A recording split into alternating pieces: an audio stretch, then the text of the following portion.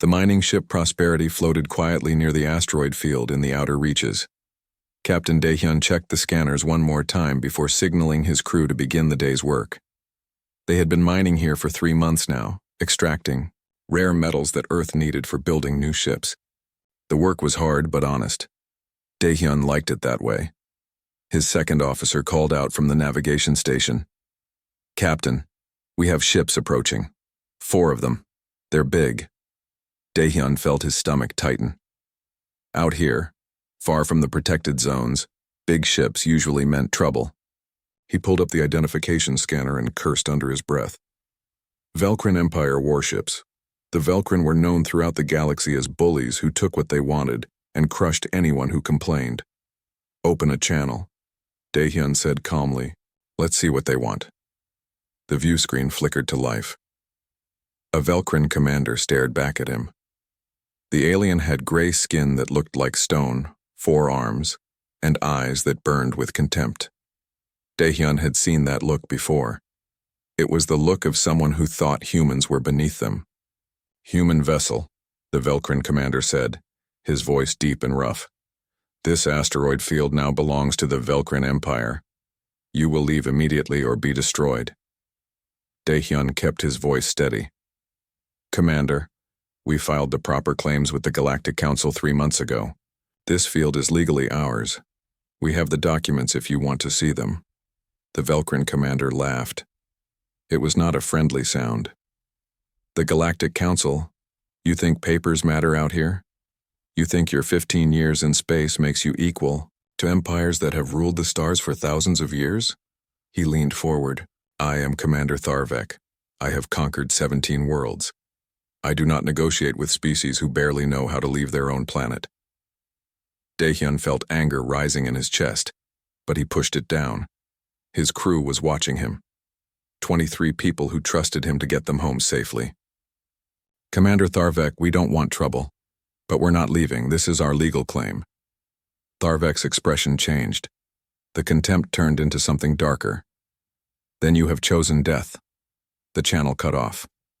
Daehyun barely had time to shout a warning before the first energy blast hit the Prosperity. The ship shook violently. Alarms screamed through every corridor. Daehyun grabbed his seat as another blast tore through the hull. "Shields are down," someone shouted. "Engineering is hit. Medical bay is venting atmosphere." Daehyun knew they had no chance. The Prosperity was a mining ship, not a warship. They had no weapons, minimal shields, and no way to outrun military vessels. He reached for the communication panel with shaking hands. "This is Captain Daehyun of the human vessel Prosperity. We are a civilian mining ship. We have no weapons. We surrender. Please, we have families back home. We surrender." The response was another energy blast that tore the ship in half. On Earth, President Ji-won sat in her office reviewing trade agreements when her secretary entered without knocking. That alone told her something terrible had happened. "Madam President, we have a priority message from the outer reaches. It's classified as urgent." Ji-won took the datapad and read the report. Her hands did not shake, but inside, something cold settled into her bones. The Prosperity. 23 crew members, all dead, murdered by the Velcrin Empire for refusing to abandon a legal mining claim. She read the next part of the report. Commander Tharvek had broadcast the destruction across diplomatic channels. He had sent a message with it. "This is what happens to humans who forget their place." Ji-won set down the datapad and looked out the window at the city below. Seoul had been rebuilt 3 times in human history, each time after a war, each time stronger than before. She thought about Daehyun and his crew, people with families, people who had gone to space believing the galaxy would be fair. "Call an emergency meeting," she said quietly. "I want Admiral Hyejin, Commander Minho, and the entire Security Council in the Situation Room in 1 hour. 57 minutes later, Ji-won entered the Situation Room. Admiral Hyejin was already there, studying a tactical display of Velcrin positions. Commander Minho stood in the corner, his face expressionless as always. The rest of the council sat around the long table, their faces grave. "You've all read the report," Ji-won said without preamble. The Velkrin Empire has murdered 23 of our citizens. They did it openly, proudly. They broadcast it as a warning to us. She paused. I want options. The foreign minister spoke first. Madam President, we should take this to the Galactic Council. This is a clear violation of... The Council will do nothing. Admiral Hyejin interrupted. Her voice was sharp. I've been studying the Velkrin for years. They've done this to 14 other species. The Council always offers sympathy and does nothing. The Velkrin are too powerful, too important to the galactic economy. Commander Minho finally spoke. Then we handle it ourselves. The room went quiet. Everyone knew what Minho meant. He ran Earth's Special Operations Command, the people who did the jobs that officially never happened. The foreign minister looked horrified. You're suggesting war? We've been part of the galactic community for only 15 years. The Velkrin control 47 star systems. They have thousands of ships. We can't possibly... We can, Hyejin said flatly. The question is whether we should. Jiwan had been listening quietly. Now she stood and walked to the window. Outside, the sun was setting over the city. Somewhere down there, 23 families were about to receive the worst news of their lives. Somewhere down there, children were about to learn their parents were never coming home. Before we came to space, Jiwan said slowly, we fought each other for thousands of years. We built weapons that could destroy our entire planet. We fought wars that killed millions. We did terrible things to each other. She turned to face the room. Then we met other species, and we thought we could leave all that behind. We thought the galaxy would be different, civilized. She walked back to the table and placed her hands on it, leaning forward. But the galaxy isn't civilized. It just hasn't remembered what war really means. The Velkrin think they're warriors because they conquer species that don't fight back. They think they're strong because they've never faced real resistance. What are you saying, Madam President? The foreign minister asked. Jiwan's expression was calm, but her eyes were hard as steel. I'm saying we're going to give the Velkrin a choice. They can hand over Commander Tharvek to stand trial for murder. Or they can learn why humanity stopped fighting each other. Admiral Hyejin smiled. It was not a kind smile. How long do we give them? 72 hours, Jiwan said. That's more than they gave Daehyun and his crew. The message was sent through official diplomatic channels. President Jiwan addressed the Galactic Council directly, her words broadcast across thousands of worlds. To the Velkrin Empire and to the Galactic Council, the Velkrin Empire has murdered 23 human civilians in violation of galactic law.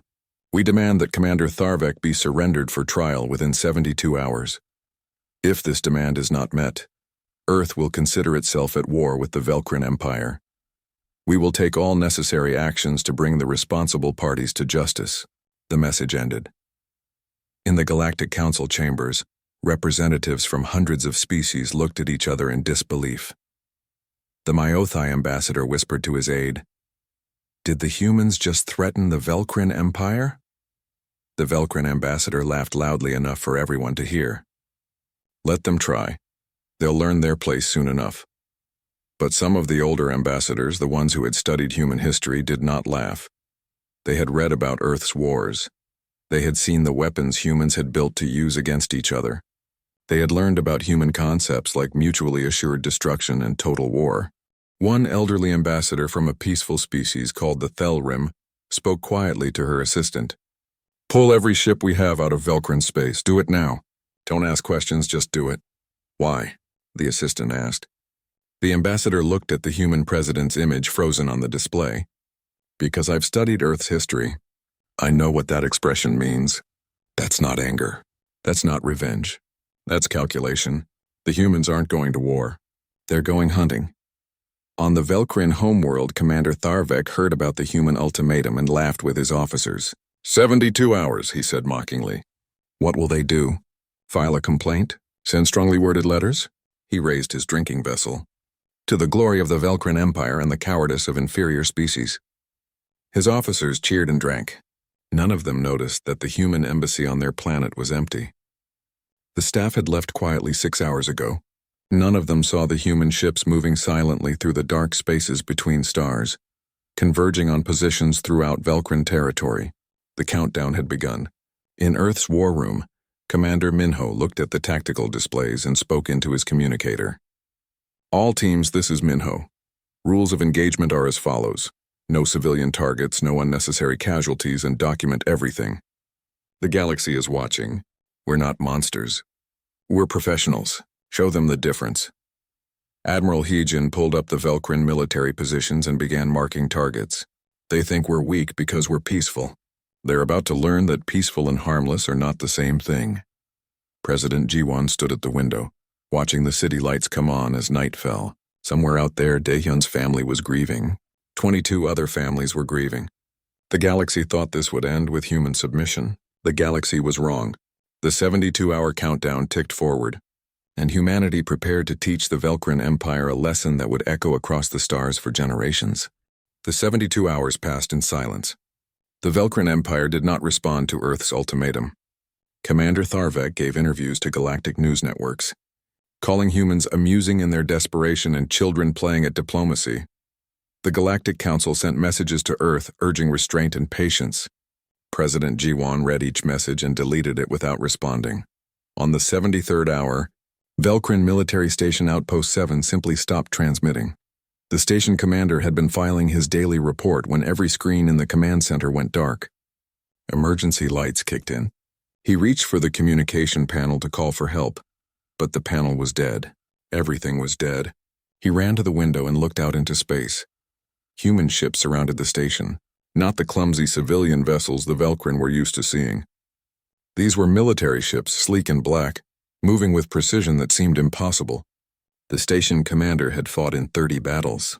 He had never seen ships move like that. The human ships did not fire. They did not need to. They had already cut every system the station had. Power communications, weapons, life support, all gone.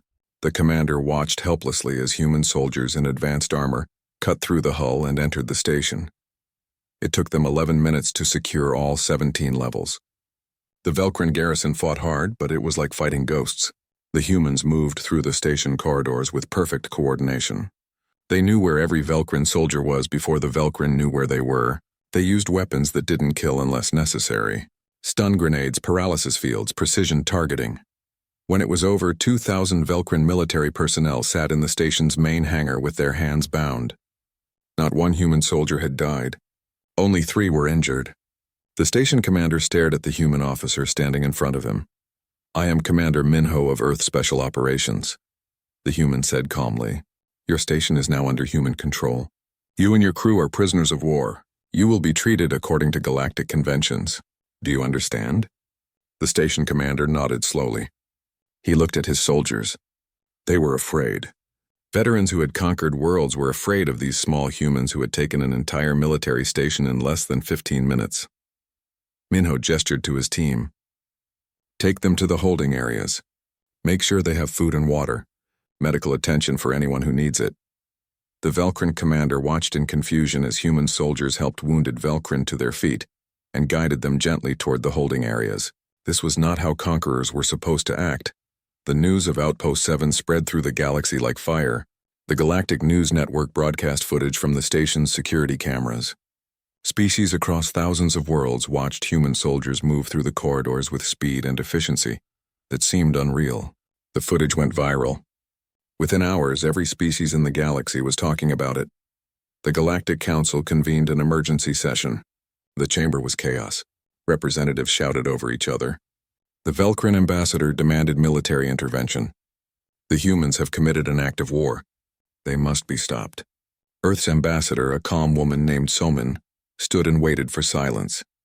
When the chamber finally quieted, she spoke softly. "We asked you to enforce galactic law. You refused. We asked the Velcrin to answer for murdering our civilians. They laughed. So we asked nicely. You chose violence. Now you'll learn why we stopped fighting each other. You dare threaten this council?" The Velcrin ambassador roared. Somin looked at him with empty eyes. "We're not threatening anyone. We're teaching you the difference between civilization and mercy. You mistook our mercy for weakness. That was your mistake, not ours." She activated a holographic display. Images filled the chamber. Earth's history, wars that had killed millions, weapons that could destroy cities in seconds, armies that had fought for years without surrendering, technologies developed specifically for killing other humans as efficiently as possible. We are pursuit predators, Soman said calmly. We evolved to chase prey until it collapsed from exhaustion. We don't give up.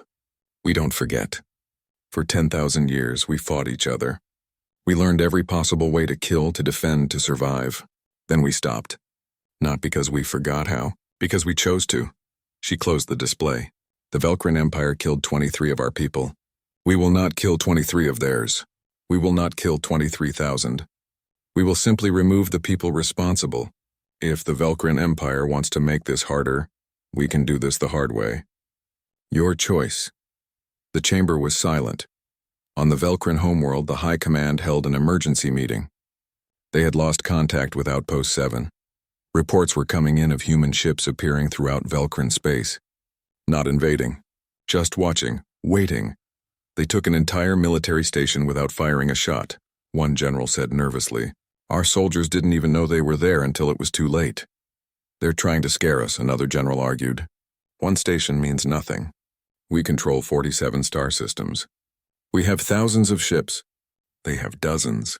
The mathematics are on our side. Commander Tharvek stood. Then let me take a fleet to Earth. We'll burn their homeworld and end this farce. The High Command agreed. Tharvek would take 50 of their finest warships to Earth, not to negotiate, not to talk, to show humanity what happened when inferior species challenged the Velcrin Empire. Admiral Hyegen watched the Velcrin fleet approaching Earth on her tactical display. 50 ships. It was a significant force. The Velcrin thought they were making a statement. They had no idea they were flying into a trap. Status? She asked her tactical officer. Velcrin fleet will reach Earth orbit in 2 hours. They're not even trying to hide. They're broadcasting their approach on all channels. They want everyone to see this. Good, Hyegen said quietly. Let them come. Has Minho's team finished preparations? Yes, Admiral. All teams are in position. Hyegen thought about her own career. 30 years in Earth's military. She had fought in the water wars in her 20s. The border conflicts in her 30s. She had seen what humans could do to each other when resources were scarce. She had seen cities burn and armies clash. Then humanity had unified and gone to space. And she had hoped those days were behind them. But some lessons once learned could never be unlearned. Send the message to all Earth Defense Force ships, she said. Wait for the Velcrin to get cocky. Wait for them to think they've won. Then show them what we really are. The Velcrin fleet emerged from faster-than-light travel at the edge of Earth's solar system. Commander Tharvek smiled as he looked at the blue planet in the distance. Such a small, insignificant world. He would make it into a lesson the galaxy would never forget. All ships advance to attack formation, he ordered. Prepare to... His tactical officer interrupted. Commander, I'm reading energy signatures. Multiple contacts. They're coming from behind the moon. Tharvek pulled up the display. His confidence wavered. Human ships were emerging from the moon's shadow. Dozens of them. They had been waiting, hiding in Earth's own backyard. How did we not detect them? Tharvek demanded. His science officer looked pale. They were powered down, running silent. They must have been waiting there for days. Commander, their formation, it's not standard military positioning. I don't recognize it. Tharvek stared at the display. The human ships weren't arranged in neat lines like proper military vessels. They were scattered, seemingly random. But as he watched, he realized it wasn't random at all. They were positioned to attack from multiple angles simultaneously. It was a formation designed not for honor or fair combat, but for maximum efficiency in killing. All ships, defensive formation, Tharvek ordered. Show these humans how real warriors fight. The Velcrin fleet moved into their traditional battle formation. Tight organized, each ship supporting the others. It was a formation that had won 1,000 battles across 1,000 years. Admiral Hyegen watched the Velcrin move into position and allowed herself a small smile. They fight like they're in a parade, all neat and orderly, predictable. She opened the fleet-wide channel. All ships execute protocol chaos. The human ships moved. Not like a military formation, like a pack of wolves. They didn't engage the Velcrin head-on. They struck from unexpected angles. They used the debris field of old satellites as cover. They fired, then moved before the Velcrin could target them. They didn't fight with honor. They fought to win.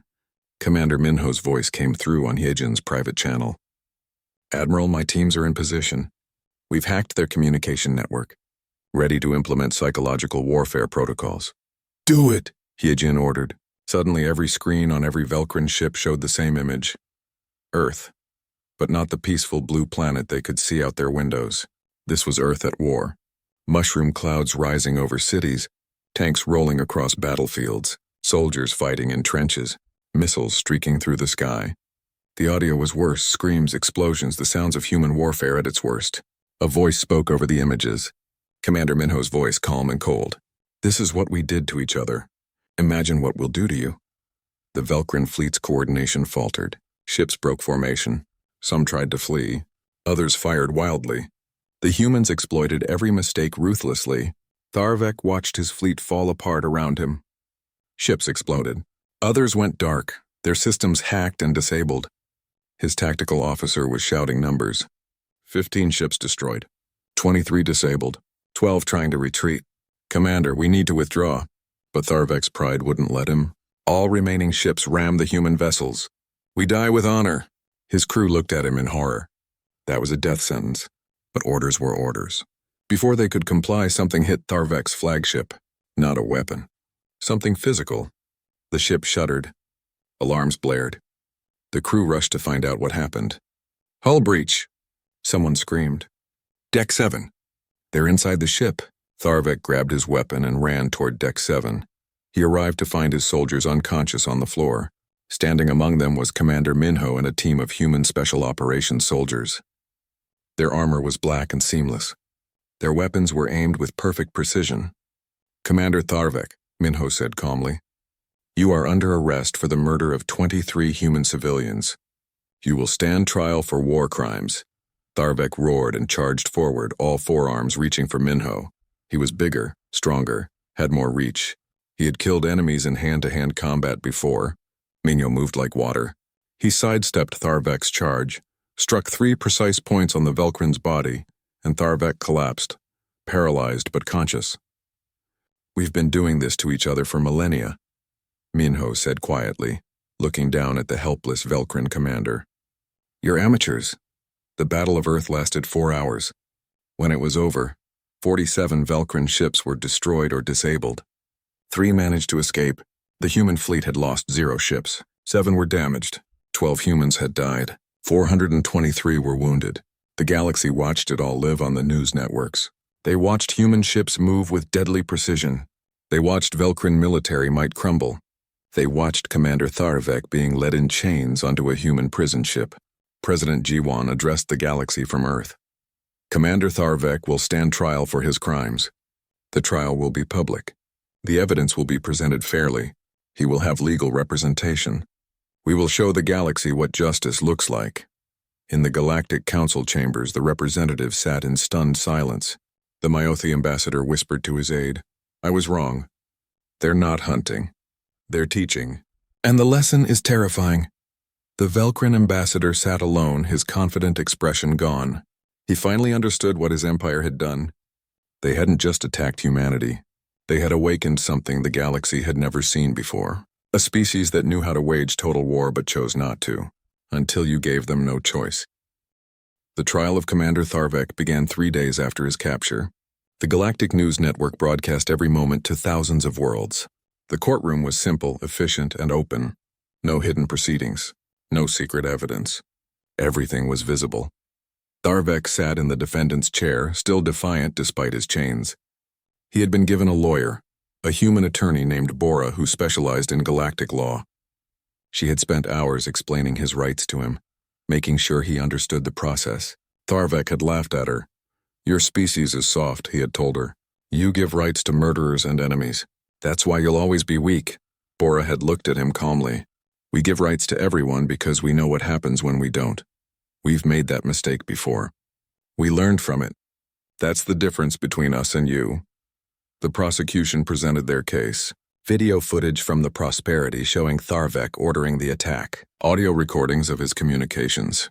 Testimony from the 3 Velcrin ships that had escaped Earth, whose captains admitted Tharvek had ordered them to ram human vessels. The evidence was overwhelming, but something else happened during the trial. The prosecution also presented evidence of other Velkrin atrocities. Attacks on 14 other species over the past century, civilian ships destroyed, colonies burned, slaves taken.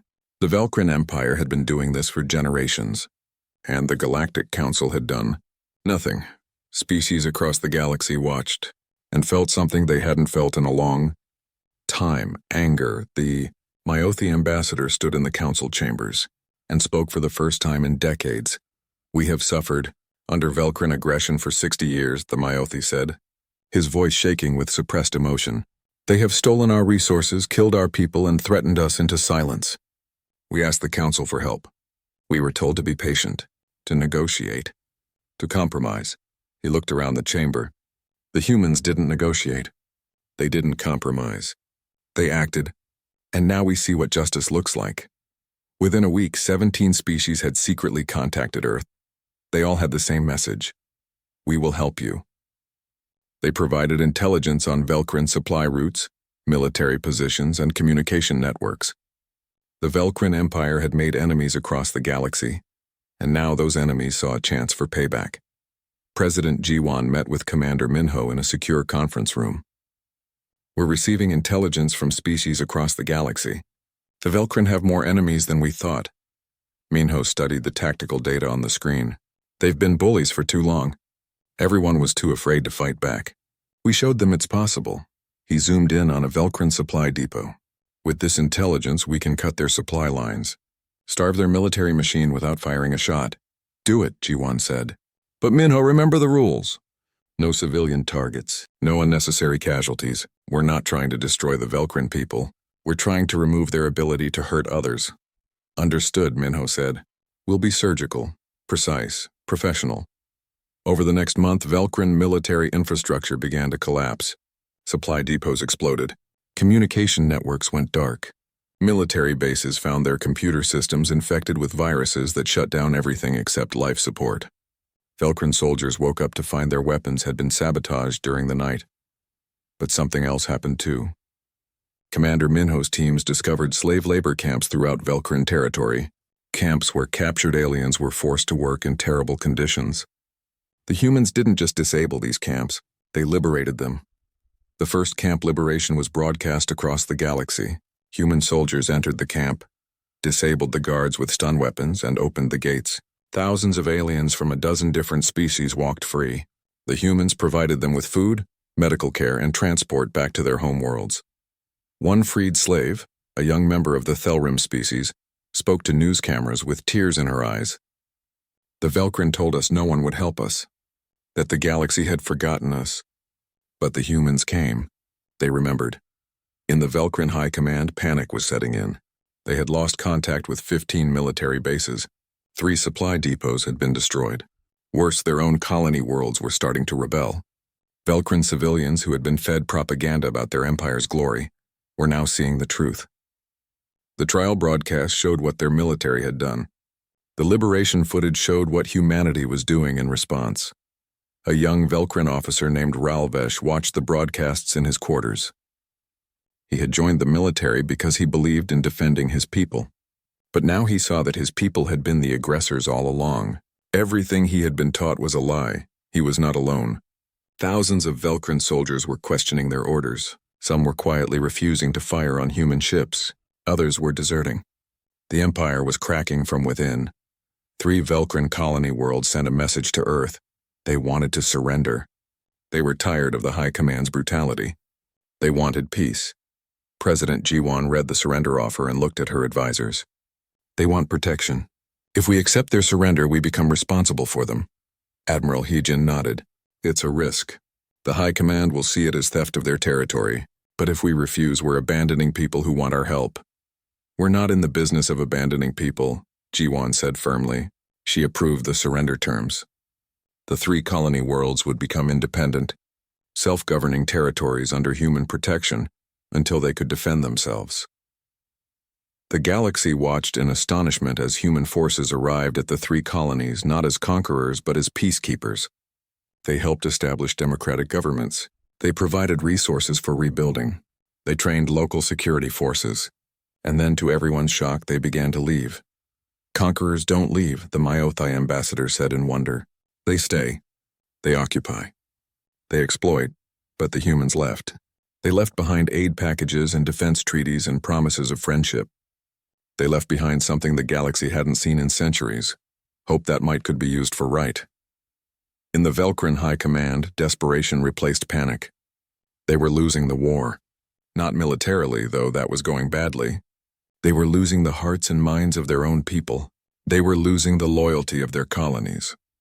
They were losing their grip on the empire they had built over 1,000 years. We need a decisive action, the Supreme Commander said.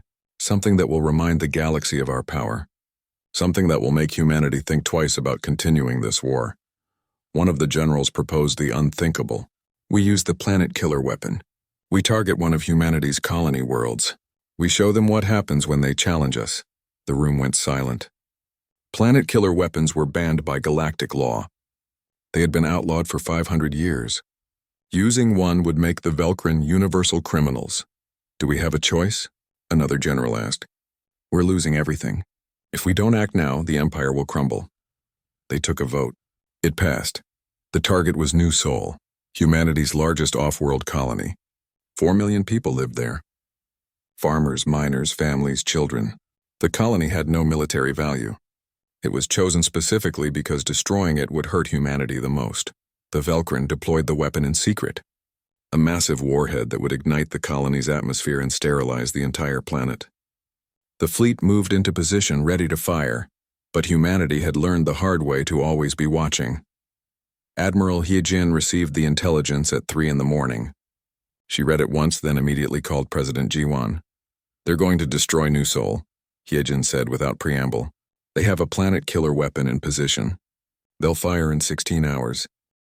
Jiwan felt ice in her veins. Can we stop them? Not in time. The weapon is already armed. If we attack, they might detonate it immediately. Then we evacuate, Jiwan said. All 4 million people. 16 hours. Can it be done? I don't know, Hyejin admitted. We've never attempted something like this. But we have to try. The evacuation began immediately. Every human ship within 3 star systems diverted to New Sol. Military transports, civilian cargo ships, private yachts, anything that could carry people. The colony governor, a woman named Yunji, coordinated the evacuation with calm efficiency. Families with children first, Yunji ordered. Then elderly and medical cases. Everyone else after. No exceptions. The people of New Sol moved with discipline that impressed even the human military. They had drills for this. Every colony did. But no one had ever thought they'd need to evacuate an entire world in hours. Ships landed and lifted off in constant rotation. The spaceports worked beyond their designed capacity. People carried only what they could hold. Everything else was left behind. Homes, possessions, memories, all abandoned to save lives. Commander Minho's teams worked on the ground, helping coordinate the evacuation and providing security. Minho watched families boarding ships and felt cold anger building in his chest. These were civilians. Children. The Velcrin were willing to murder 4 million innocent people just to make a point. 14 hours into the evacuation, they had moved 3.8 million people. 200,000 remained. The ships were coming as fast as they could, but it wouldn't be enough. Governor Yunji stood in the empty command center and looked at the countdown. 2 hours left. She had done everything possible, but mathematics was cruel. 200,000 people were going to die. Then something unexpected happened. The Myothi sent ships. So did the Thelrim. A dozen other species that humanity had helped. Species that had watched humans fight for justice, sent every available vessel they had to New Sol. We cannot let this happen, the Myothi ambassador said in a broadcast to his people. Humanity stood for us when no one else would. Now we stand for them. Ships arrived from across the galaxy. They weren't military vessels. They were cargo haulers, passenger transports, even luxury cruise ships. Captains from 100 different species worked alongside humans to save people they had never met. 16 hours after the evacuation began, the last transport lifted off from New Sol. 4,043,000 people had been saved. The extra 43,000 were non-humans who had been on the colony as guests and visitors. 1 hour later, the Velcrin fired their planet-killer weapon. The atmosphere of New Sol ignited. The planet's surface burned. Cities that had taken decades to build vanished in minutes, but the cities were empty. The Velcrin had succeeded only in destroying buildings and roads and empty homes. President Ji-won addressed the galaxy from a refugee ship filled with families from New Sol. Her voice was calm, but her eyes were hard as diamonds. The Velcrin Empire has attempted genocide. They tried to murder 4 million of our people. They failed because species across the galaxy helped us. Species we had helped. Species who understand that civilization means standing together against barbarism. She paused. The Velcrin government has crossed a line that cannot be uncrossed. They have shown they cannot be trusted with power. They cannot be allowed to threaten anyone ever again. Admiral Hyejin received new orders. The gloves were coming off. Every human ship in the galaxy began converging on one destination. Velcrin Prime, the homeworld, the heart of the Empire. It was time to end this war. The human fleet arrived at Velcrin Prime and did nothing. Admiral Hyejin's ships formed a perfect blockade around the planet. No ships in, no ships out. Communications were jammed. The orbital defense platforms were disabled with precision strikes that killed no one, but left the weapons useless. And then the humans simply waited. Inside the Velcrin High Command, confusion reigned. The Supreme Commander stared at the tactical displays showing human ships surrounding their homeworld. Why aren't they attacking? They have us trapped. They could bombard the planet from orbit. What are they waiting for? His intelligence officer had no answers. Their weapons are powered down. They're just holding position. I don't understand their strategy. What the Velcrin High Command didn't know was that Commander Minho had been very busy for the past 3 days. His teams had infiltrated every communication network on Velcrin Prime. They had accessed government databases, military records, and civilian networks. And now they were going to show the Velcrin people something their government had hidden from them for a very long time. The truth. On the first day of the blockade, every screen on Velcrin Prime showed the same broadcast. Not human propaganda, just evidence. Video footage of Velcrin military attacking civilian ships from 14 different species. Audio recordings of high command meetings where they discussed using planet-killer weapons. Financial records showing how the military elite had grown rich while common Velcrin struggled. Testimony from Velcrin soldiers who had witnessed atrocities and been ordered to keep quiet. The Velcrin people watched in growing horror as they realized their government had been lying to them for generations. They weren't defenders. They were conquerors. They weren't heroes. They were bullies. On the second day, the broadcast showed something else. The trial of Commander Tharvek. The Velcrin people watched as their decorated war hero was exposed as a murderer. They watched as human lawyers presented evidence calmly and fairly. They watched as Tharvek had no defense except, "We're strong and they're weak." On the third day, the broadcast showed the attempted genocide at New Sol. The Velcrin people saw the planet-killer weapon firing. They saw the surface burn, and then they saw something that broke through decades of propaganda. They saw species from across the galaxy helping humans evacuate. They saw Velcrin prisoners being treated with dignity in human detention facilities. They saw liberated slaves thanking human soldiers. They saw the 3 colony worlds that had surrendered to humanity now thriving under self-government. The contrast was devastating. The Velcrin Empire had spread fear and hatred across the galaxy. Humanity had spread cooperation and hope. Riots began in the capital city. Velcrin citizens took to the streets demanding answers from their government. The Supreme Commander ordered soldiers to disperse the crowds, but many soldiers refused. They had seen the broadcast too. They knew the truth now. Ralvesh, the young Velcrian officer who had been questioning his role, made a decision. He contacted other officers who felt the same way. They met in secret and discussed what to do. Finally, Ralvesh did something that would have been unthinkable a month ago. He contacted the humans. Commander Minho received the message in his command center aboard the flagship. A Velcrin military officer wanted to talk. It could be a trap. But Minho was curious. He accepted the communication.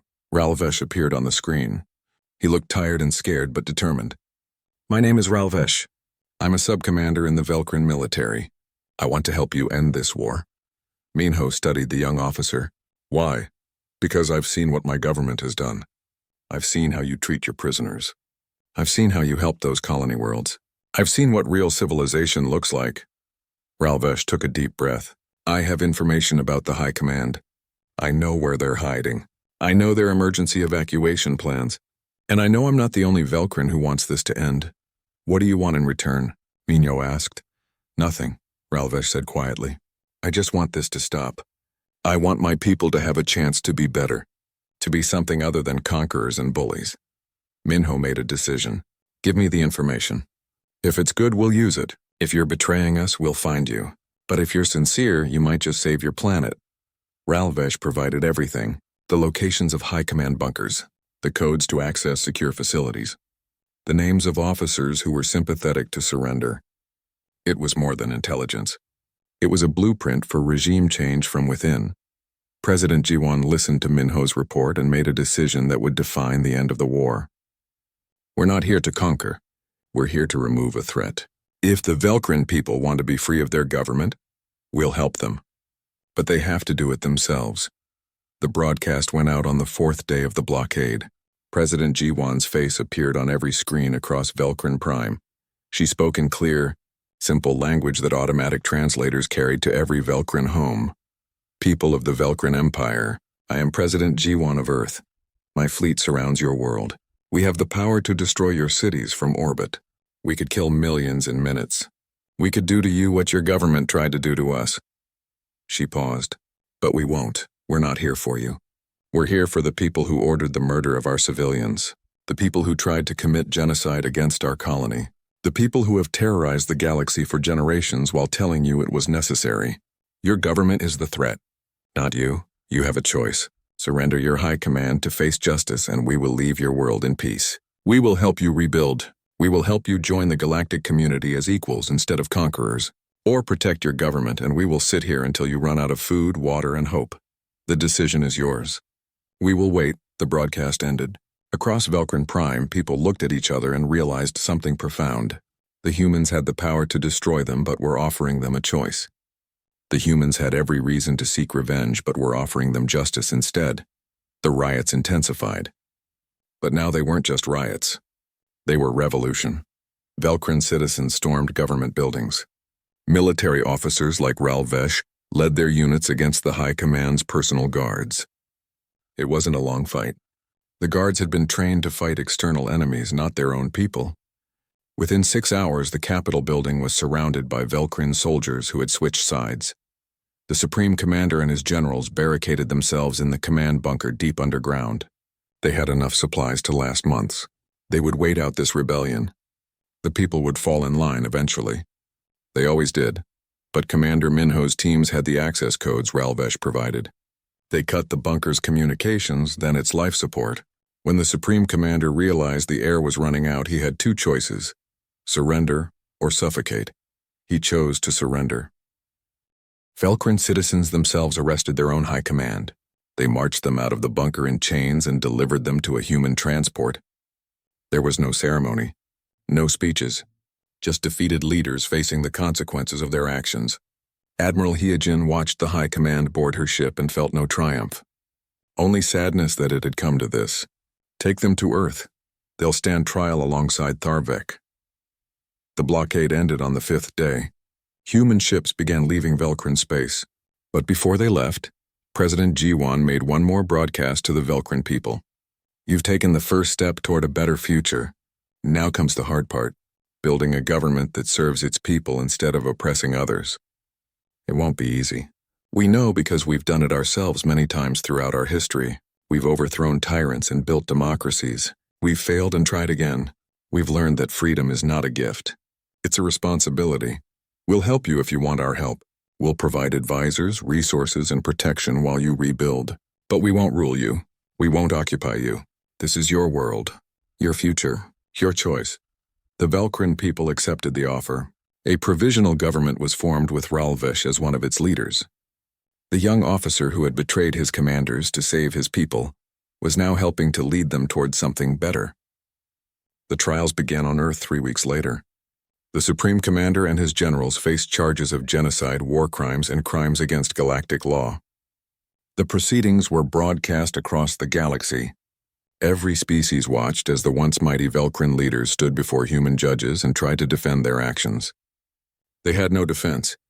The evidence was overwhelming. Video-audio testimony from thousands of witnesses. The prosecutors, led by Attorney Bora, built an airtight case. The defense lawyers did their best, but there was no way to argue away decades of atrocities. The verdict came after 2 weeks of testimony. Guilty on all counts. The sentencing was controversial. Many species expected executions. The Velcrin had tried to exterminate 4 million humans. Justice demanded death. But President G1 had a different idea. We could execute them. We could give them the death they tried to give us. But that would make us like them. Instead, they will spend the rest of their lives rebuilding what they destroyed. They will work in labor camps on New Sol. They will help restore the colony they tried to burn.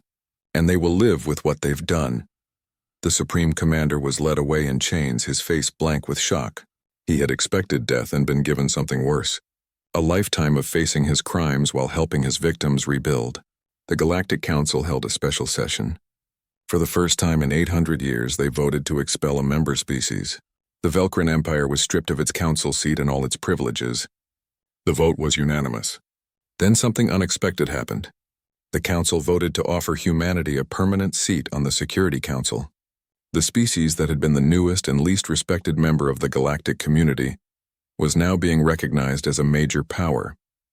Ambassador Soman stood before the council and gave a simple speech. We accept this honor, but we will not abuse it. We will use our power to protect those who cannot protect themselves. We will use our influence to ensure justice is served. And we will remember that power without restraint is tyranny. The council chamber erupted in applause, not because humanity had won a war, but because they had won it the right way. On Velcrin Prime, Ralvesh stood in his office and looked at the rebuilding efforts throughout his world. Humans had kept their promise. They had provided advisors who taught democratic governance. They had sent engineers to help repair infrastructure. They had offered trade agreements that treated the Velcrin as equals instead of subjects. He thought about Commander Minho, who had accepted his betrayal and trusted him when he had no reason to. He thought about President G1, who had offered mercy when revenge would have been justified. He thought about the human soldiers who had liberated slave camps and treated captured Velcrin with dignity. He picked up his communication device and recorded a message to Earth. President G1, this is Ralvesh. I wanted to thank you, not for winning the war, for showing us what we could be, for giving us a chance to be better. My people have a long way to go, but for the first time in our history, we're moving in the right direction. You taught us that power is not the same as strength. That mercy is not weakness. That civilization is measured not by how you treat your equals, but by how you treat those weaker than you. We will never forget this lesson. The message ended. Ralvesh looked out his window at his world and allowed himself to hope. The war was over, but the real work was just beginning. 6 months had passed since the end of the war. On New Sol, reconstruction crews worked around the clock to rebuild what the Velcrin planet killer had destroyed. The burned surface was being cleaned and replanted. New buildings rose where old ones had stood. The colony was coming back to life. Among the workers were 50 Velcrin prisoners, including the former Supreme Commander. They wore simple work clothes, not chains. Human guards supervised them, but the guards were more like teachers than jailers. The Velcrin were learning construction techniques, agricultural methods, and most importantly, humility. Governor Yunji walked through the construction site and stopped to watch the Supreme Commander carrying building materials. The once powerful leader who had ordered the destruction of an entire planet was now helping to rebuild it by hand. He saw her watching and looked away in shame. How is he doing? Yunji asked the guard supervisor. Better than expected, the supervisor replied. He works hard. Doesn't complain. I think the reality of what he did is finally hitting him. Yunji nodded.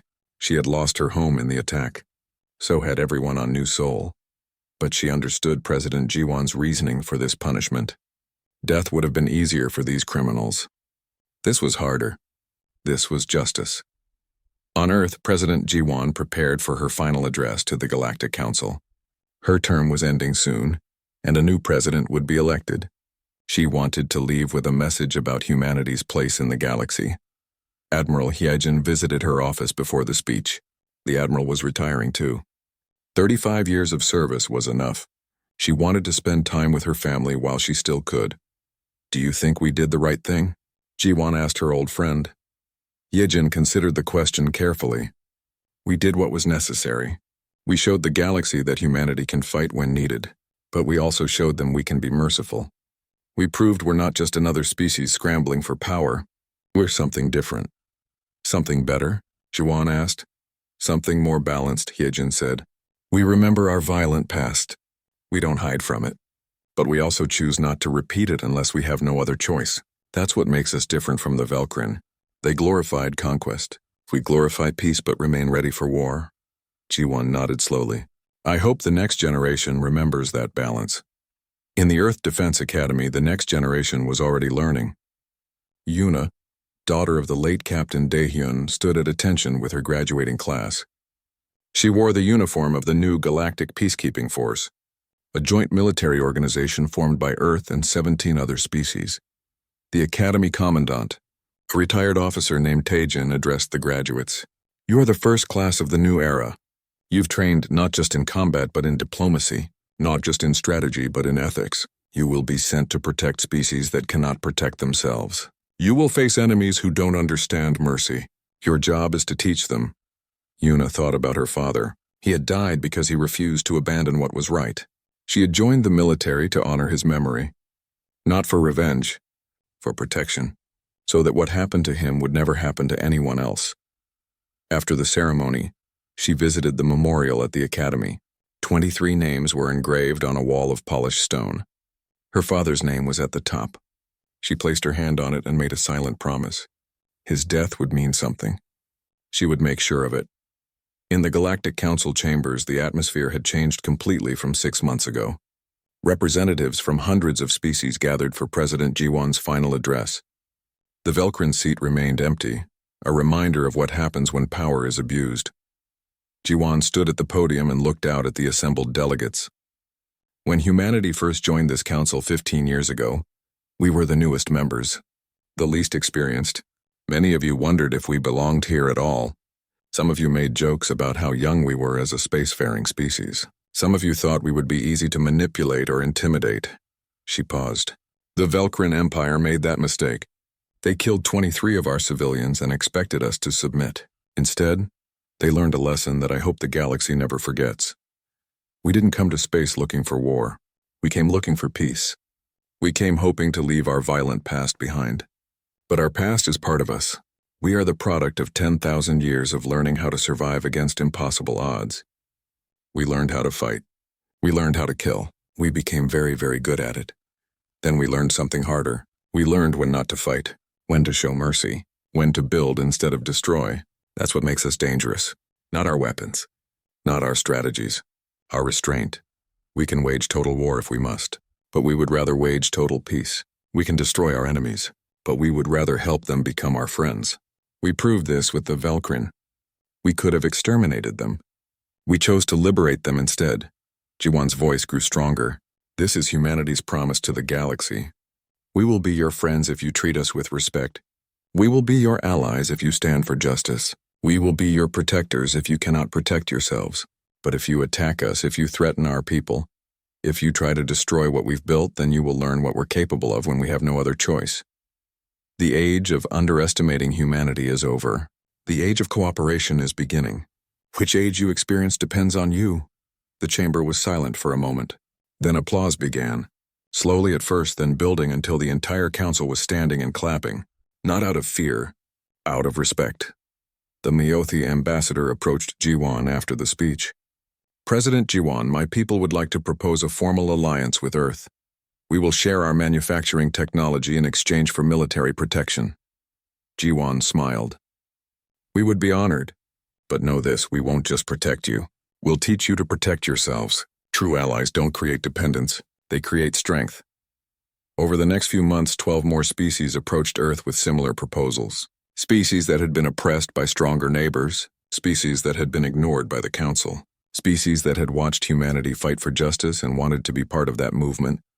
Earth accepted them all, but true to Jiwon's word, they didn't create an empire. They created a network of equals. The Alliance of Free Worlds, they called it. Members shared resources, technology, and mutual defense. But each world governed itself. Each species maintained its sovereignty. Commander Minho, now retired, accepted a position as instructor at the academy. He taught a class called The Ethics of Force. On the first day, he told his students something that would become legendary among future officers. People will ask you if we're monsters for what we did to the Velcrin. Here's the truth: we're not monsters. We're humans. We're capable of extraordinary compassion and terrifying violence. The universe needs us to be both. The trick is knowing when to use each. The Velcrin learned that lesson. Pray no one else needs to. One student, a young officer named Junho, raised his hand. Commander, do you think the galaxy fears us? Minho considered the question. Some do. But fear alone doesn't last. What lasts is respect earned through consistency. We told the galaxy what we would do if provoked. We did exactly that. We told the galaxy we would show mercy if possible. We did exactly that. Now they know we mean what we say. That's more powerful than fear. On Velcrin Prime, Ralvesh had been elected as the first minister of the new Velcrin Federation. It was a democratic government, the first in his species' history. He spent his days meeting with other worlds, rebuilding trust and teaching his people a new way to exist in the galaxy. He made a personal trip to Earth to attend a special ceremony. At the Academy Memorial, a new plaque was being added. It honored not just the 23 humans who had died, but also the 14 other species who had suffered under Velcrin aggression over the centuries. Thousands of names, thousands of victims. Ralvesh stood before the memorial with Yuna, Daehyun's daughter. He had asked to meet her specifically. She had agreed, though it was difficult for her. I cannot undo what my government did to your father, Ralvesh said quietly. I cannot bring him back. But I can promise you that his death meant something. It woke my people up. It showed us what we had become. Because of him, millions of Velcrin children will grow up in a free society instead of a military dictatorship. Yuna looked at the memorial, at her father's name. He believed in doing what was right even when it was hard.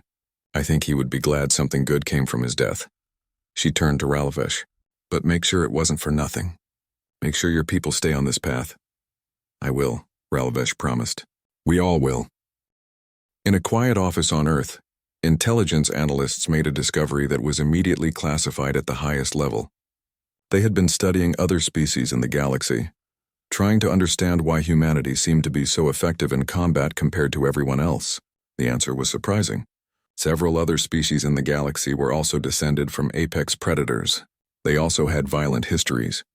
But they had been spacefaring for so long, living in relative peace for so many generations, that they had forgotten how to fight effectively.